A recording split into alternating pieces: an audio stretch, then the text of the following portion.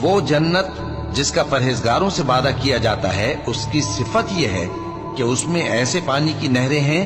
جو بو نہیں کرے گا، اور دودھ کی نہریں ہیں جس کا مزہ نہیں بدلے گا، اور شراب کی نہریں ہیں جو پینے والوں کے لیے سراسر لذت ہے، اور صاف شدہ شہد کی نہریں ہیں، اور وہاں ان کے لیے ہر قسم کے میوے ہیں، اور ان کے پروردگار کی طرف سے مغفرت ہے۔ کیا یہ پرہیزگار ان کی طرح ہو سکتے ہیں جو ہمیشہ دوزخ میں رہیں گے اور جن کو کھولتا ہوا پانی پلایا جائے گا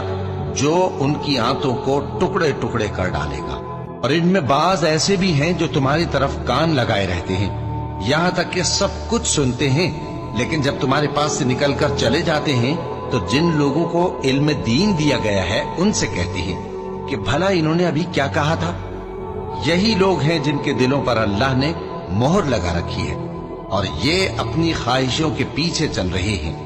اور جو لوگ ہدایت یافتہ ہیں ان کو وہ مزید ہدایت بخشتا ہے اور ان کو پرہیزگاری عنایت کرتا ہے۔